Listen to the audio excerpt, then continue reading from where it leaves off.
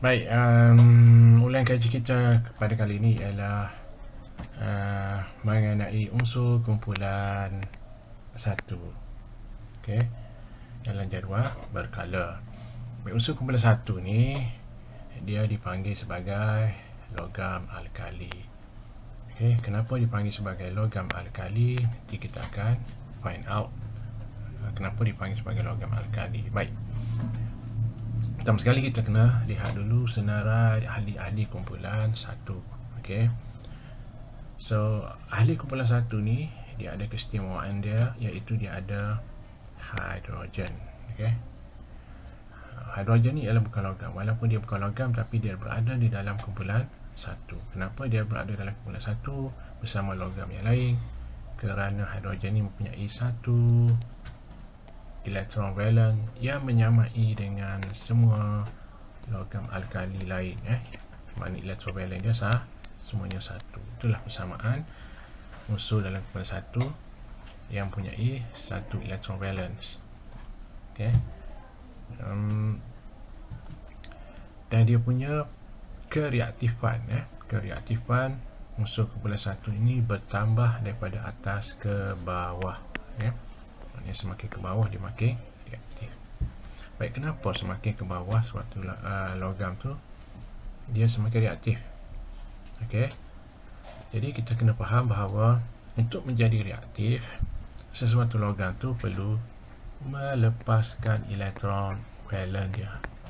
Okey, untuk bergabung dengan unsur lain, iaitu menjadi ion dan bergabung dengan unsur lain. Bila dia membebaskan elektron dia, maka dia akan jadi ion. Lithium daripada Li dia jadi Li1+, sebab dia bebaskan satu elektron. Okey. Baik, kenapa bila semakin ke bawah semakin reaktif? Okey, ini ada kaitan dengan saiz atom, di mana bila semakin ke bawah, bilangan petala semakin meningkat. Bilangan petala ni sama dengan color. So dengan color 2 ada 2 petala, color 3 ada 3 petala, color 4 ada 4 petala, dan seterusnya sampailah 5, 6, 7 petala. Jadi fraksium yang paling reaktif, lithium yang paling kurang reaktif. Kenapa fraksium paling reaktif? Sebab dia mempunyai, okey, kita ambil 3 ni, lithium sampai kalium, perbezaan dia, ya. Okey, kenapa di antara 3 ni kalium yang paling reaktif? Okey, kerana kalium mempunyai jarak di antara nukleus atom dengan elektron valen di petala terluar ni ialah lebih jauh kalau kita bandingkan dengan lithium. Okey, lithium ni nukleus dia punya jarak dengan antara nukleus dengan elektron valen dia lebih pendek. Bagi kalium dia lebih panjang. Okey. So, apa hubungan dia antara jarak nukleus dengan elektron valen dengan kereaktifan? Saya beritahu tadi, bila nak reaktif, logam ni kena derma elektron. Okey. Jadi, bila jarak dia pendek, maka dia mempunyai ikatan yang kuat. Okey. Kenapa ikatan yang kuat? Maksudnya ialah dalam nukleus ada proton. Okey, proton mempunyai charge positif. Manakala elektron mempunyai charge negatif.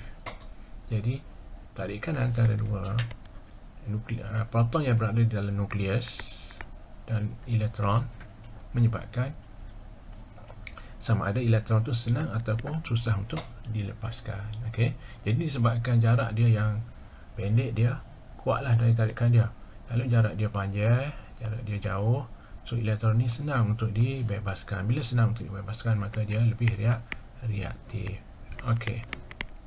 So, kereaktifan kumpulan satu ni kita uji dia dengan melihat sifat kimia. Sifat kimia. Okey, sifat kimia ni ialah maksudnya tindak balas logam tersebut dengan unsur lain. Okey. Kebiasaannya dalam eksperimen kita buat ialah tindak balas logam ni dengan air, di mana hasilnya nanti ialah dia akan menghasilkan, katakanlah natrium tindak balas dengan air, so hasil dia akan menjadi larutan tersebut bertukar menjadi alkali.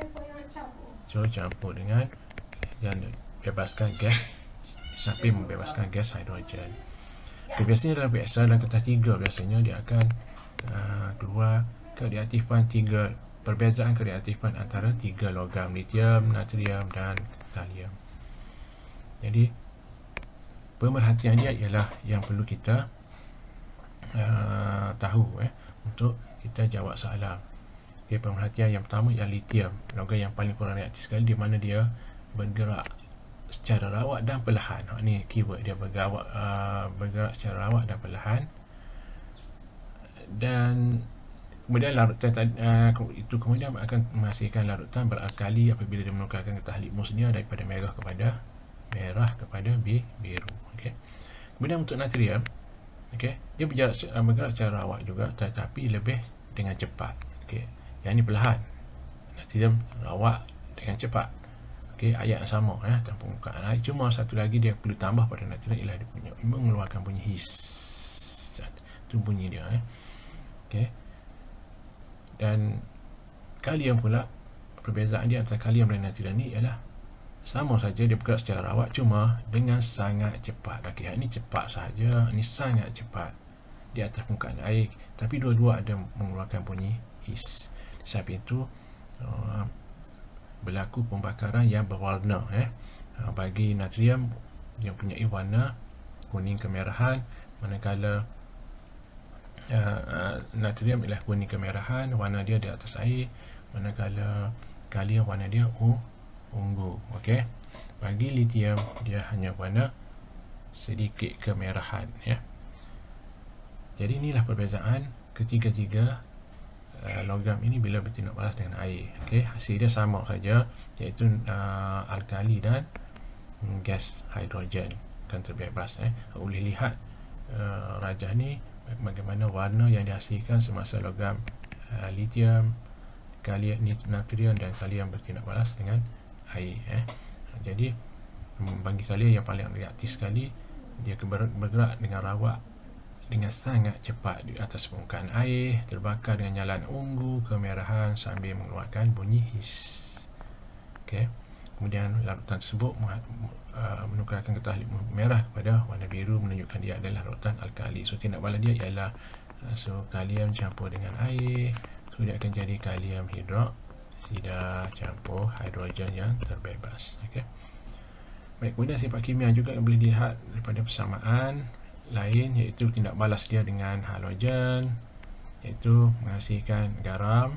Okey, contohnya natrium klorida, natrium dengan bertindak balas dengan klorin, hasil dia natrium klorida, garam. Kemudian dalam sifat kimia unsur kumpulan satu juga, dia juga bertindak balas dengan oksigen untuk menghasilkan logam oksida. Jadi sampai sini dulu, kita sambung untuk bahagian yang kedua nanti.